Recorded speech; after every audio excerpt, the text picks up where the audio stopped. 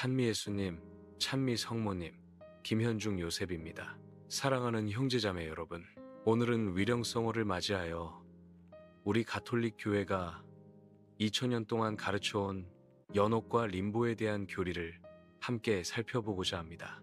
이 주제는 우리가 죽은 이들을 위해 기도해야 하는 이유와 하느님의 무한하신 자비가 어떻게 작용하시는지를 이해하는 데 매우 중요합니다. 더욱 흥미로운 것은 개신교의 일부 진지한 학자들조차도 이 교리의 타당성을 인정했다는 사실입니다. 먼저 연옥에 대해 깊이 있게 살펴보겠습니다.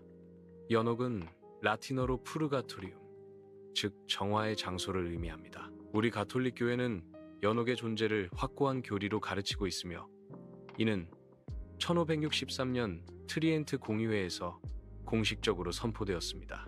연옥은 천국도 아니고 지옥도 아닌 하느님의 자비로운 사랑이 드러나는 중간 상태입니다. 연옥에 대한 성경적 근거를 살펴보면 마카베오기 학원 12장 43절부터 46절에서 이렇게 말씀하십니다.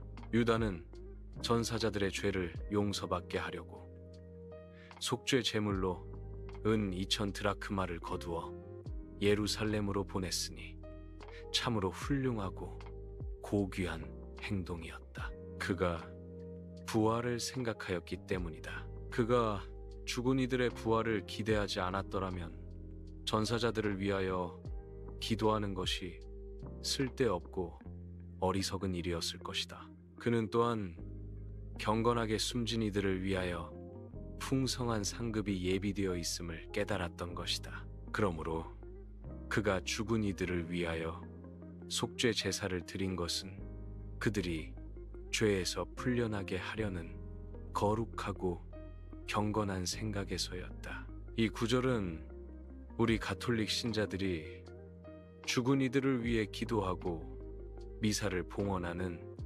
전통의 성경적 토대가 됩니다. 만약 죽은 이들이 이미 천국에 있거나 지옥에 있다면 우리의 기도가 무슨 소용이 있겠습니까? 연옥이라는 중간 상태가 있기에 우리의 기도와 희생이 그들에게 도움이 되는 것입니다. 흥미롭게도 이 마카베오기 구절은 종교개혁 당시 개신교가 정경에서 제외시킨 책들 중 하나입니다. 그들은 연옥 교리를 거부하기 위해 이 책의 권위를 부정했지만 초대교회는 이 책을 항상 성경의 일부로 받아들였습니다. 또한 마테오복음 12장 32절에서 예수님께서는 이렇게 말씀하십니다. 사람의 아들에게 거슬러 말하는 자는 용서를 받을 수 있다. 그러나 성령을 거슬러 말하는 자는 현세에서도 내세에서도 용서를 받지 못할 것이다. 여기서 예수님께서는 내세에서도 용서받을 수 있는 죄가 있음을 암시하고 계십니다. 이는 곧 죽음 이후에도 정화의 과정이 있다는 것을 의미합니다. 고린토일서 3장 11절부터 15절에서 성바오로 사도께서는 더욱 명확하게 말씀하십니다. 사실 아무도 이미 놓인 토대 말고 다른 토대를 놓을 수 없습니다. 그 토대는 바로 예수 그리스도이십니다. 누가 이 토대 위에 금이나 은이나 보석으로 집을 짓든 나무나 풀이나 지푸라기로 집을 짓든 저마다 한 일은 드러나게 마련입니다. 그날이 그것을 밝혀줄 것입니다. 그날은 불로 나타나고 그 불이 저마다 한 일이 어떠한지 검증할 것이기 때문입니다. 누가 토대 위에 지은 집이 그대로 있으면 그는 상을 받을 것입니다. 누구든지 지은 집이 타버리면 손해를 입을 것입니다. 그러나 그 자신은 구원을 받되 불 속을 빠져나온 사람처럼 될 것입니다. 이 구절에서 성 바오로 사도는 정화의 불을 통과하여 구원받는 과정을 설명하고 계십니다. 이것이 바로 연옥의 본질입니다. 연옥에 있는 영혼들은 이미 구원이 확정된 영혼들이지만 하느님의 완전한 영광을 볼 수 있기 위해서는 정화의 과정이 필요한 것입니다. 교회의 위대한 교부이신 성 아우구스티노 주교께서는 연옥에 대해 이렇게 가르치셨습니다. 죽은 이들을 위한 기도는 교회의 전통이다. 이 기도는 사도들로부터 전해 내려온 것이며 전 세계의 교회가 이를 실천하고 있다. 성인께서는 어머니 성녀 모니카를 위해 끊임없이 기도하셨고 모든 신자들에게 죽은 이들을 위한 기도를 권고하셨습니다. 성 아우구스티노는 하느님의 도성이라는 위대한 저서에서 연옥의 정화에 대해 상세히 설명하며 이것이 초대 교회부터 내려온 보편적 믿음임을 증언했습니다. 중세의 위대한 신학자이신 아퀴나스의 성 토마스께서는 연옥에 대해 더욱 체계적으로 설명하셨습니다. 성인께서는 신학대전에서 이렇게 가르치십니다. 연옥의 불은 현세의 어떤 고통보다도 큽니다. 왜냐하면 영혼이 하느님으로부터 일시적으로 분리되어 있다는 것을 깨닫는 고통이 가장 크기 때문입니다. 그러나 이 고통은 절망의 고통이 아니라 희망의 고통입니다. 연옥에 있는 영혼들은 자신들이 결국 하느님을 뵐 것을 알고 있기 때문입니다. 성 토마스는 연옥의 고통이 물리적인 불에 의한 것인지 아니면 영적인 고통인지에 대해서도 깊이 논의하며 가장 큰 고통은 하느님을 보지 못하는 것이라고 결론지었습니다. 성 요한 크리소스토모 주교께서는 미사의 중요성을 강조하시며 이렇게 말씀하셨습니다. 죽은 이를 위해 우리가 드릴 수 있는 가장 큰 도움은 그를 위해 거룩한 미사를 봉헌하는 것이다. 미사 중에 봉헌되는 그리스도의 성체와 성혈은 죽은 이들의 영혼에게 큰 위안과 구원을 가져다 준다. 성인께서는 동방교회의 전례에서 죽은 이들을 위한 기도가 필수적인 부분임을 강조하며 이것이 사도시대부터 내려온 관습임을 증언했습니다. 파도바의 성 안토니오께서는 연옥에 있는 영혼들에 대한 우리의 의무를 이렇게 설명하셨습니다. 연옥에 있는 영혼들은 우리의 형제 자매입니다. 그들은 스스로를 도울 수 없기에 우리의 기도와 선행과 미사 봉헌에 전적으로 의존하고 있습니다. 우리가 그들을 잊는다면 우리는 사랑의 의무를 저버리는 것입니다. 성인께서는 특히 연옥 영혼들이 우리를 위해 전구할 수 있지만 그들 자신을 위해서는 아무것도 할 수 없다는 점을 강조하셨습니다.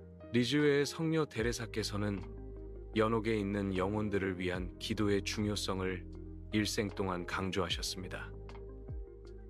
성녀께서는 이렇게 말씀하셨습니다.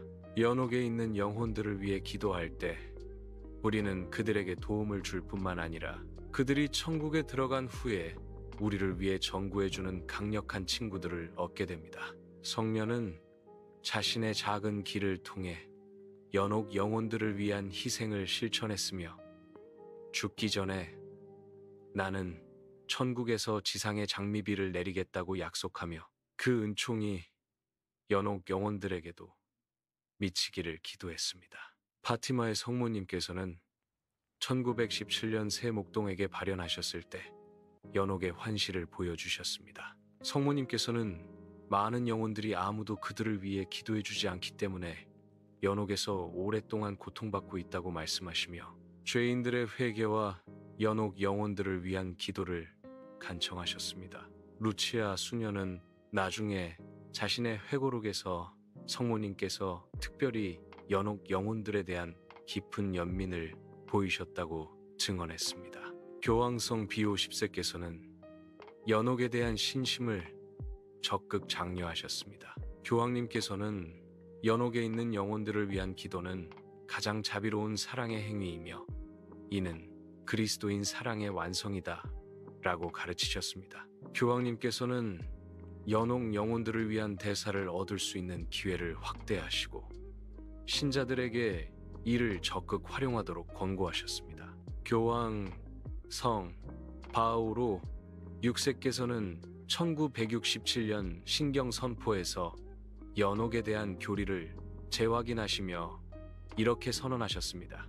우리는 연옥의 존재를 믿으며 거기서 선택된 영혼들이 정화를 받고 있다고 믿습니다. 그들은 신자들의 기도, 특히 제단의 성스러운 희생 제사를 통해 도움을 받습니다. 이 선언은 제2차 바티칸 공의회 이후 일부에서 제기된 연옥 교리에 대한 의구심을 명확히 해소하는 것이었습니다. 교황성 요한 바오로 2세께서는 1999년 일반 아련에서 연옥에 대해 매우 중요한 가르침을 주셨습니다. 교황님께서는 연옥은 장소가 아니라 상태를 의미한다고 설명하시며, 그것은 하느님의 사랑의 불꽃 안에서 완전히 정화되는 과정이라고 가르치셨습니다. 교황님께서는 또한 연옥의 고통은 본질적으로 하느님으로부터의 일시적 분리에서 오는 것이라고 명확히 하셨습니다. 이 가르침은 연옥을 중세적인 물리적 장소의 이미지에서 벗어나 영적 정화의 과정으로 이해하도록 도왔습니다.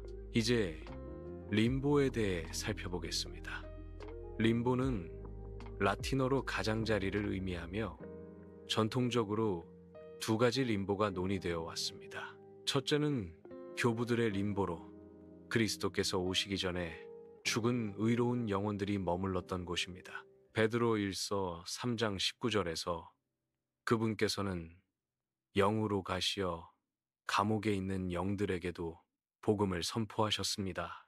라고 말씀하시는 것이 이를 가리킵니다. 그리스도께서는 십자가에서 돌아가신 후 이 의로운 영혼들을 천국으로 이끌어 주셨습니다. 사도신경에서 우리가 고백하는 저승에 가시어라는 구절이 바로 이것을 의미합니다. 둘째는 어린이들의 림보로 원죄를 지닌 채 세례받지 못하고 죽은 어린이들의 영혼이 가는 곳으로 전통적으로 신학적 추론의 대상이었습니다.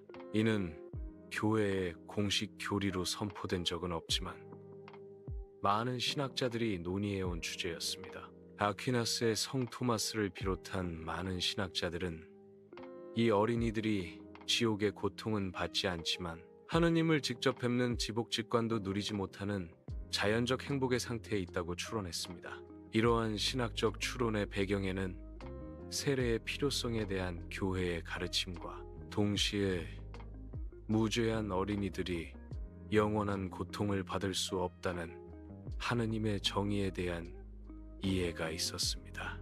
그러나 교회는 시간이 흐르면서 하느님의 자비에 대한 이해를 더욱 깊게 발전시켜 왔습니다. 2007년 교황 베네딕토 16세 시기에 교황청 국제신학위원회는 세례받지 못하고 죽은 어린이들의 구원에 대한 희망이라는 중요한 문서를 발표했습니다. 이 문서는 림보의 개념이 교회의 공식 교리가 아니었음을 명확히 하면서 동시에 하느님의 자비가 우리의 상상을 초월한다는 것을 강조했습니다. 이 문서에서 신학위원회는 이렇게 설명합니다. 하느님께서는 모든 사람이 구원받기를 원하신다는 성경의 증언과 세례의 필요성에 대한 교회의 가르침 사이에는 긴장이 있어 보입니다. 그러나 우리는 하느님께서 세례받지 못하고 죽은 무죄한 어린이들을 구원하실 수 있는 방법을 가지고 계시다고 희망할 수 있는 신학적 근거들을 가지고 있습니다. 교황 베네딕토 16세께서는 이 문서에 대해 언급하시며 우리는 하느님의 자비가 우리가 상상하는 것보다 훨씬 크다는 것을 신뢰해야 합니다. 라고 말씀하셨습니다. 교황님께서는 교회는 이 어린 영혼들을 하느님의 자비에 맡기며 그들을 위해 기도합니다. 라고 가르치셨습니다. 교황 프란치스코께서도 이 주제에 대해 여러 차례 말씀하셨습니다. 교황님께서는 하느님은 놀라움의 하느님이시며 우리가 생각하는 것보다 훨씬 더 자비로우신 분이라고 강조하시며 세례받지 못하고 죽은 어린이들의 경우 우리는 하느님의 무한하신 자비를 신뢰해야 합니다. 라고 가르치셨습니다. 그러나 이러한 희망이 세례 성사의 중요성을 약화시키는 것은 결코 아닙니다. 교회는 여전히 모든 부모들에게 자녀들이 태어난 후 가능한 한빨리 세례를 받도록 할 의무가 있음을 가르치고 있습니다. 세례는 원죄를 씻고 하느님의 자녀가 되게 하는 필수적인 성사이기 때문입니다. 이제 매우 흥미로운 사실을 말씀드리고자 합니다. 종교개혁 이후 대부분의 개신교는 연옥교리를 공식적으로 거부했지만 일부 진지한 개신교 학자들과 작가들은 성경과 이성적 사고를 통해 연옥의 필요성을 인정하게 되었습니다. 그중 가장 유명한 인물이 바로 C.S. 루이스입니다. 클라이브 스테이플스 루이스는 1898년 아일랜드 벨파스트에서 태어나 1963년 세상을 떠난 영국의 작가이자 신학자였습니다. 그는 옥스퍼드 대학교와 케임브리지 대학교에서 중세 및 르네상스 문학을 가르쳤으며 나니아 연대기의 저자로 널리 알려져 있습니다. 루이스는 성공의 신자였지만 그의 신학적 사고는 매우 가톨릭적인 요소들을 많이 포함하고 있었습니다. 실제로 많은 개신교 근본주의자들은 루이스를 가톨릭에 너무 가깝다고 비판하기도 했습니다. 루이스는 1945년에 출판된 그의 저서 순전한 기독교에서는 직접적으로 연옥을 언급하지 않았지만 1956년 친구에게 보낸 편지에서 연옥에 대한 자신의 견해를 명확히 밝혔습니다. 루이스는 이렇게 썼습니다. 우리 자신의 부패한 본성이 불태워지고 제거되는 과정이 고통스러울 것이라는 생각은 나에게 매우 설득력 있게 다가옵니다. 나는 우리가 천국에 들어가기 전에 정화되어야 한다고 믿습니다. 그 과정이 고통스럽다는 것을 부인할 수는 없지만 우리의 영혼이 하느님과 완전히 합일되기 위해서는 필수적인 과정입니다. 루이스는 그의 소설 위대한 이혼에서 연옥의 개념을 문학적으로 탐구했습니다. 이 작품에서 그는 지옥과 천국 사이의 회색 도시를 묘사하는데 이곳의 영혼들은 자신의 죄와 집착을 버리고 천국으로 올라갈 기회를 받습니다. 비록 루이스가 이것을 명시적으로 연옥이라고 부르지는 않았지만 정화와 선택의 과정을 아름답게 그려냈습니다. 책의 한 장면에서 한 영령은 자신의 어깨에 앉아있는 도마뱀, 즉 욕정을 죽이도록 허락해야 합니다. 그 고통스러운 과정을 거친 후 도마뱀은 아름다운 말로 변하고 그 영령은 완전히 정화되어 천국으로 올라갑니다. 이 장면은 연옥의 정화 과정을 완벽하게 상징적으로 표현한 것입니다. 루이스는 또 다른 편지에서 이렇게 썼습니다. 나는 연옥이라는 교리가 성경적으로나 이성적으로나 타당하다고 생각합니다. 우리 중 대부분은 완전히 악하지도 않지만 완전히 선하지도 않습니다. 우리가 하느님의 완전한 거룩함 앞에 서기 위해서는 정화가 필요합니다. 이것을 거부하는 것은 하느님의 거룩함을 과소평가하거나 우리 자신의 죄를 과소평가하는 것입니다. 루이스의 마지막 저서 중 하나인 슬픔을 관찰하면은 그의 아내 조이가 암으로 세상을 떠난 후 쓴 깊은 애도의 기록입니다. 이 책에서 루이스는 죽은 아내를 위해 기도하는 것에 대해 성찰하며 비록 개신교 전통에서는 이를 권장하지 않지만 그는 이것이 의미 있고 필요한 일이라고 느꼈다고 고백합니다. 그는 만약 그녀가 아직 정화의 과정에 있다면 나의 기도가 그녀에게 도움이 될 것이다 라고 썼습니다. 이것은 매우 용기 있는 고백이었습니다. 왜냐하면 당시 개신교 전통에서는 죽은 이를 위한 기도를 명백히 거부했기 때문입니다. 루이스와 가까운 친구였던 또 다른 개신교 학자 J.R.R. 톨킨은 독실한 가톨릭 신자였으며 실제로 루이스가 무신론에서 기독교로 개종하는 데 큰 영향을 미쳤습니다. 톨킨은 루이스에게 가톨릭 교리, 특히 성찬례와 연옥에 대해 자주 이야기했습니다. 두 사람은 매주 목요일 밤 잉클링스라는 문학 모임에서 만나 자신들의 작품을 읽고 신학적 토론을 벌였습니다. 톨킨은 연옥에 대해 확고한 믿음을 가지고 있었으며 자신의 작품 반지의 제왕에서도 정화와 회개의 주제를 깊이 다뤘습니다. 골룸이라는 캐릭터는 비록 완전히 회개하지는 못했지만 그 안에 남아있는 선의 불씨와 구원의 가능성을 보여줍니다. 루이스는 가톨릭으로 개종하지는 않았지만 톨킨과의 대화를 통해 많은 가톨릭적 신학 개념들을 받아들였습니다. 톨킨은 루이스가 결국 가톨릭으로 개종하기를 바랐지만 루이스는 성공해 남았습니다. 톨킨은 이에 대해 깊은 아쉬움을 표현했지만 두 사람의 우정은 계속되었습니다. 톨킨은 매일 미사에 참여했으며 매주 연옥 영혼들을 위한 미사를 봉헌했습니다. 그의 편지들을 보면 죽은 친구들과 가족들을 위해 끊임없이 기도했음을 알 수 있습니다. 또 다른 주목할 만한 인물은 존 헨리 뉴먼 추기경입니다. 뉴먼은 원래 성공의 사제였지만 깊은 연구와 기도 끝에 1845년 가톨릭으로 개종했으며 나중에 추기경이 되었습니다.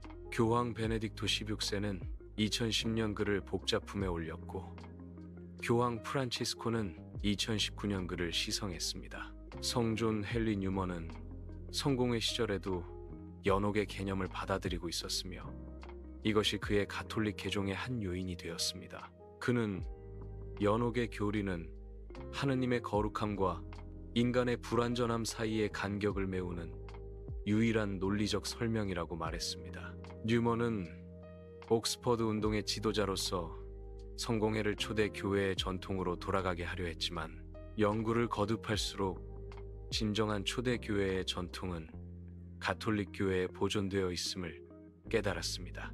성공회의 신학자였던 존 웨슬리도 연옥과 유사한 개념을 받아들였습니다. 웨슬리는 감리교의 창시자로 알려져 있지만 그는 죽음 이후 정화의 과정이 있을 수 있다는 생각을 배제하지 않았습니다. 그는 성화의 교리를 강조했는데 이는 신자가 점진적으로 거룩해지는 과정을 의미합니다.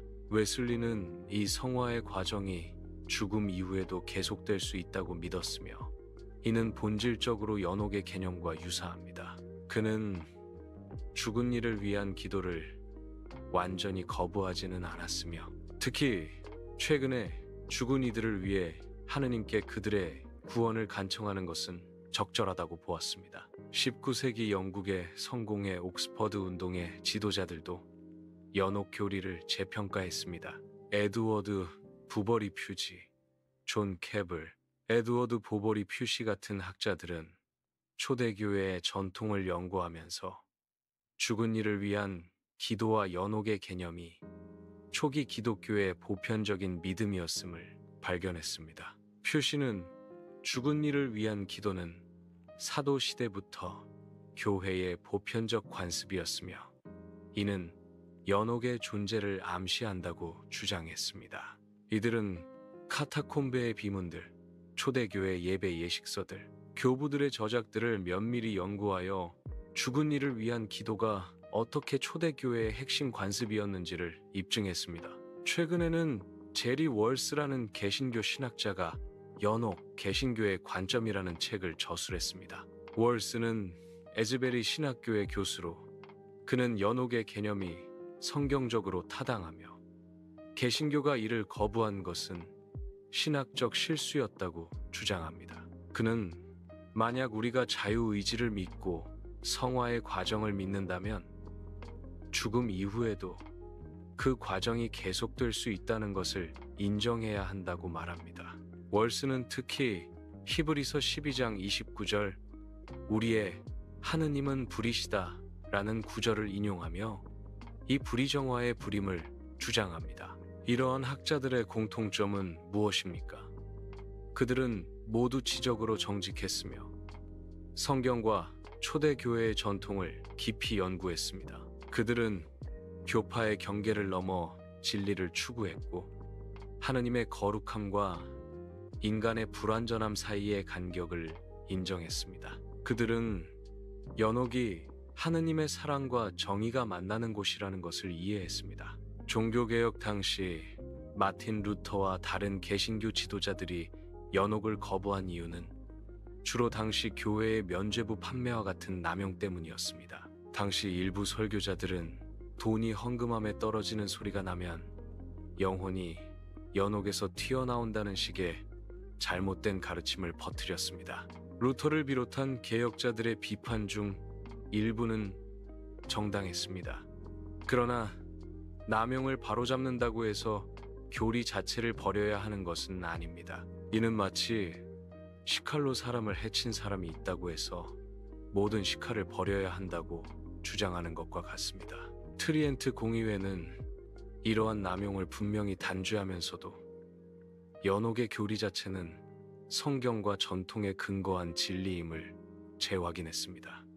C.S. 루이스와 같은 학자들은 이러한 역사적 맥락을 이해하면서도 편견 없이 교리의 본질을 살펴보았습니다. 그들은 연옥이 중세의 미신이 아니라 하느님의 거룩함과 인간의 구원에 대한 깊은 신학적 통찰임을 깨달았습니다. 루이스는 친구에게 보낸 편지에서 나는 종교개혁이 연옥을 거부한 것이 큰 손실이었다고 생각한다. 그것은 신학적 사고의 빈곤함을 드러낸다고까지 말했습니다. 우리 가톨릭 신자들은 이러한 개신교 학자들의 지적 정직함과 진리 추구에 대해 존경심을 가져야 합니다. 동시에 우리는 2000년 동안 보존되어 온 가톨릭 교회의 가르침이 얼마나 견고한 기초 위에 서 있는지를 다시 한번 확인할 수 있습니다. 연옥의 교리는 성경, 전통, 그리고 교회의 교도권에 의해 확증된 진리입니다. 개신교 목사들은 자신들의 사적 해석으로 2000년의 전통을 거부했지만 진지하게 진리를 탐구한 개신교 학자들은 결국 가톨릭 교회가 진리를 보존하고 있음을 인정하게 되었습니다. 여러분, 위령성호를 맞이하여 우리가 해야 할 일은 무엇입니까?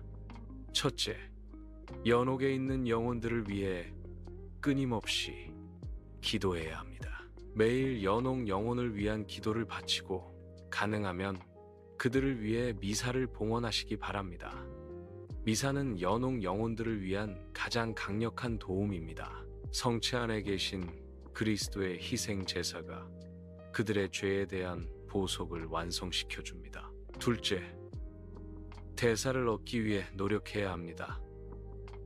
위령성월 동안 교회는 연옥 영혼들을 위한 특별한 전대사의 기회를 제공합니다. 11월 1일부터 8일까지 또는 각 주교회의가 정한 날에 묘지를 방문하고 죽은 이들을 위해 기도하며 고해성사를 보고 영성체를 하고 교황님의 지향에 따라 기도한다면 연옥 영혼들을 위한 전대사를 얻을 수 있습니다. 전대사는 죄에 대한 잠벌을 완전히 없애주므로 연옥에 있는 영혼이 즉시 천국으로 갈 수 있게 도와줍니다. 셋째, 우리 자신도 연옥을 피할 수 있도록 거룩한 삶을 살아야 합니다.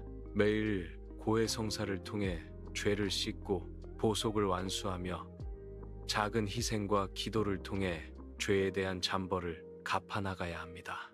우리가 이 땅에서 정화되지 못한 것은 죽음 후에 연옥에서 정화되어야 합니다. 파티마의 성모님께서는 많은 영혼들이 연옥에서 오랫동안 고통받는 이유는 아무도 그들을 위해 기도하지 않기 때문이라고 말씀하셨습니다. 넷째, 세례받지 못하고 죽은 어린이들을 위해서도 기도해야 합니다. 비록 교회가 그들의 구원에 대한 희망을 가지고 있지만 우리의 기도는 결코 헛되지 않습니다. 하느님의 자비를 신뢰하면서도 이 불쌍한 영혼들을 하느님께 맡기는 기도를 드려야 합니다. 다섯째, 낙태로 죽은 태아들을 위해 특별히 기도해야 합니다. 낙태는 무고한 생명을 죽이는 중대한 죄악이지만 그 희생자인 태아들을 위해서는 끊임없이 기도해야 합니다. 우리는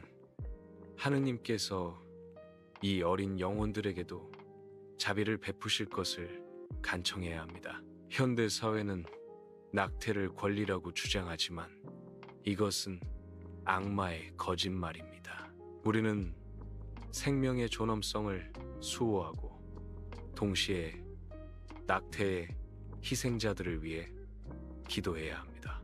여섯째, 우리 가족과 친지 중 세상을 떠난 모든 이들을 기억하며 기도해야 합니다. 특히 신앙생활을 열심히 하지 않았거나 죄 중에 죽었을 가능성이 있는 이들을 위해 더욱 간절히 기도해야 합니다. 그들이 아직 연옥에 있다면 우리의 기도가 큰 도움이 될 것입니다. C.S. 루이스가 죽은 아내를 위해 기도했던 것처럼 우리도 사랑하는 이들을 잊지 말아야 합니다. 일곱째, 묵주기도를 바치며 성모님께 연옥 영혼들을 위한 전구를 청해야 합니다. 성모님께서는 연옥 영혼들의 위대한 위로자이시며 그들을 천국으로 이끄시는 분이십니다. 파티마의 성모님께서 특별히 연옥 영혼들을 위한 기도를 당부하셨음을 기억해야 합니다. 매일 묵주기도 한 단을 연옥 영혼들을 위해 바치십시오. 사랑하는 형제자매 여러분, 연옥의 교리는 하느님의 정의와 자비가 완벽하게 조화를 이루는 교리입니다. 하느님께서는 정의로우신 분으로서 죄에 대한 보속을 요구하시지만 동시에 자비로우신 분으로서 정화의 기회를 주십니다. 연옥은 지옥이 아닙니다. 연옥에 있는 영혼들은 이미 구원받은 영혼들이며 단지 하느님의 완전한 영광을 보기 위한 마지막 준비를 하고 있는 것입니다.